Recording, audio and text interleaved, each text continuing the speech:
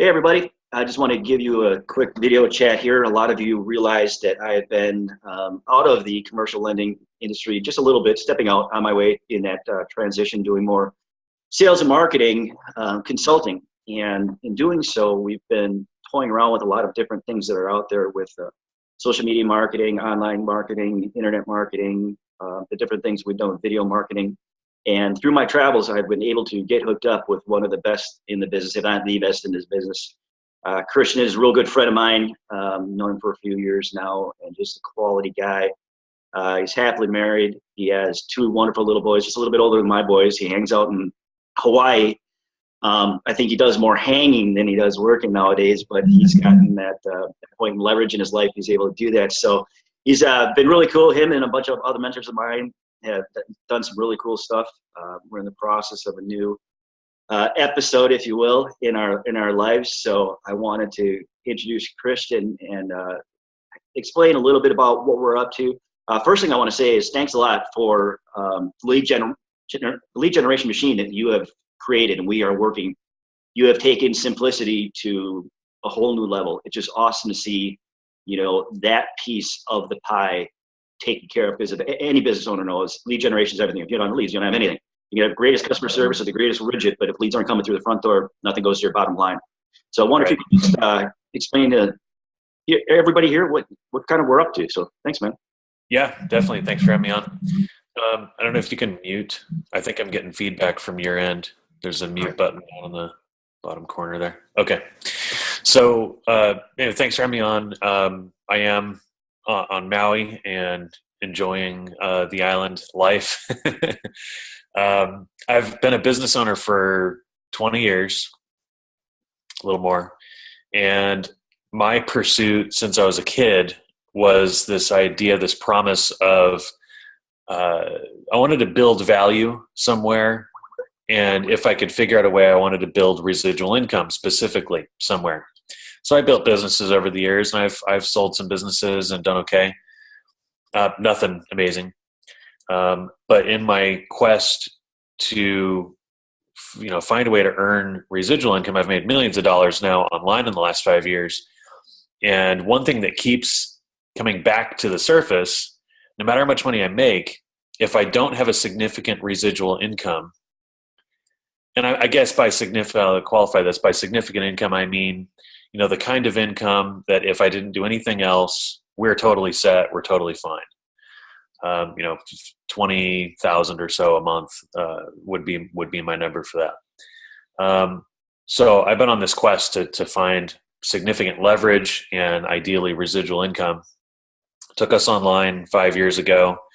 Started to figure out some cool stuff, and you and I crossed paths, and we've made a lot of money the last 5 years.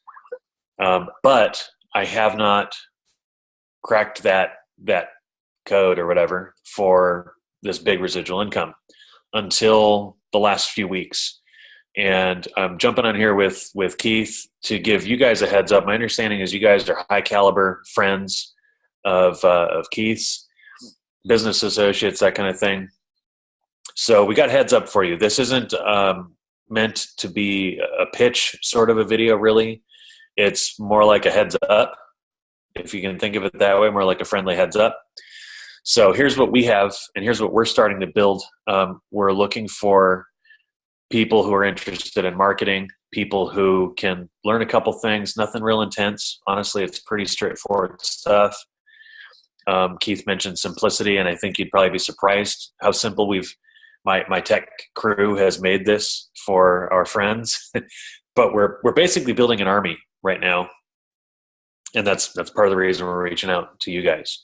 So if you have an interest in leverage and residual income like we do, you're going to want to listen a few more minutes. I think we'll just take 3 or 4 minutes here, give you the highlights. If this, gets your gears cranking, then get back to Keith, and we have kind of a more official presentation we've put together for you to check out. It's less than 20 minutes long, and it'll give you all the details you need to go, okay, I'm in, count me in, or Keith, lose my number. So, and feel free to give Keith a hard time, please. All right, so leverage and residual. Here's some of the things I've figured out. I've pursued a lot of different forms of monetizing various kinds of internet marketing over the last 5 years. I've done everything from affiliate marketing to network marketing, kind of married to MLM, network marketing kinds of things. There's a lot of junk, tons of junk, mostly junk out there. But in my experience as a business owner, I think we all probably look at things a little differently. There has to be a value exchange. It has to make sense at the core of it. And if it doesn't, and a lot of the junk online doesn't pass that basic sanity test, then of course we ignore that. But we have pursued a few things over the last few years that have been very profitable, but no lasting income or impact that of any significance anyway. So it continues to bother me. Well, as we kept working through this, I came to some conclusions. I learned a lot of things about this whole network marketing world, and affiliate marketing and those kinds of things, the kinds of things that commonly get talked about online. What I realized by experience is if you put together a large network of people, of shoppers, buyers, users, whatever you want to call them, participants, if the product or service in question is outside of the average family's regular budget. In other words, if I go to my friend Keith and I say, "Hey, I'm psyched out of my mind about this, fancy juice, this $100 a bottle Amazon miracle juice. You got to buy some, and you got to tell your friends." That's kind of typical network marketing, MLM kind of work from home kind of stuff. And I'm sure we could all punch that full of holes. But a couple of the holes that I've found in my own personal experience are this. Keith and his family, let's just say Keith is an average family in North America. Let's just say we're good enough friends that he rolls with me. He goes, "Okay, I'll buy the juice." "Wait, you're telling me I have to buy 6 bottles at $600 of this stuff?" "Okay, whatever, Kristian, I'll do that." So Keith kind of rolls with me, tells a few friends. It spreads a little bit. The tough thing is summer rolls around and all these families are wanting to do day trips or take off, go camping for the weekend or something like this. Budgets are already tight for most people. What do you think they're going to cut out of their expense column when it comes time to go have fun with the family? It's not going to be their cell phone bill. It's not going to be the household basics. It's going to be the extras. And this type of thing is most often identified as, let's get that off cancel that. Call that number and get rid of that. Besides it piling up in the garage, So that's what I've discovered. I've launched into projects where I've married network marketing with internet marketing, pretty high level stuff, and been able to generate millions of dollars in profit for myself. And I've had friends make millions of dollars. So that's cool, except that if we take our foot off the gas and it erodes real fast and drops down to basically nothing, then I start to question whether I should even be messing with that stuff. If I wanted a job, there's lots of jobs any of us can go get. So anyway, that brought me to some conclusions.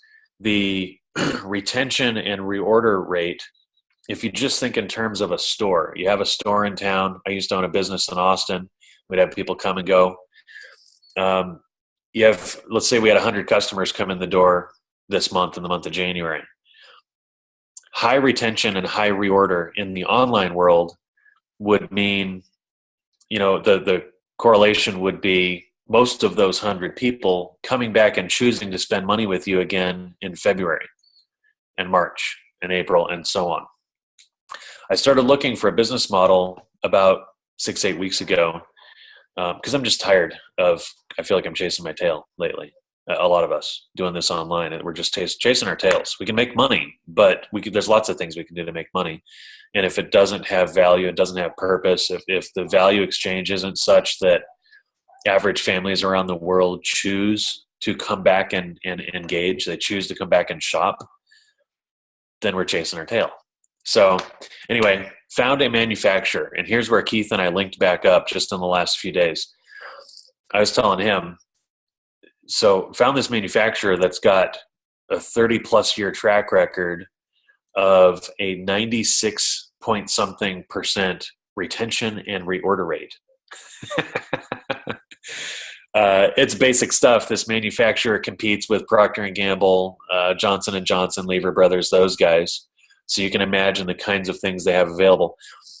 Not real sexy, honestly. It's not. Keith and I don't have something here that we're like, oh, this is, look at the patents and look at all the. I've come to learn that that stuff doesn't matter at the end of the day. What matters is Susie Homemaker going to like this brand? Is she going to like dealing with this manufacturer so much that she will shop here every month for the rest of her life, or something along those lines? That's the kind of stuff that lights Keith and I up. So if any of that resonates, if you can trust us for a minute on the whole business side, I might have caused some red lights to be going off in your head or something, some warning lights with some of what I've said. I understand that. I told Keith, I'm just going to say what's on my mind and just be straight with you.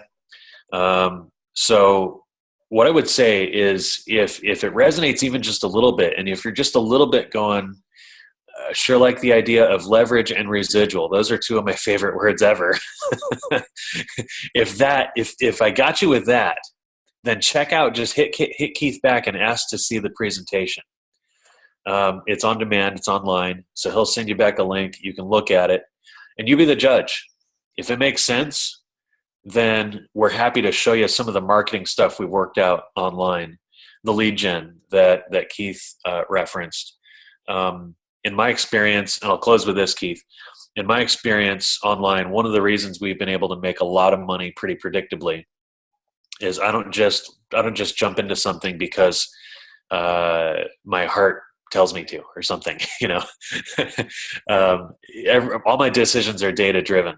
So it's not a difficult thing to do the research online, to determine supply and demand and many other factors that we look at, competition and all kinds of stuff online, for us to go, this one's ripe.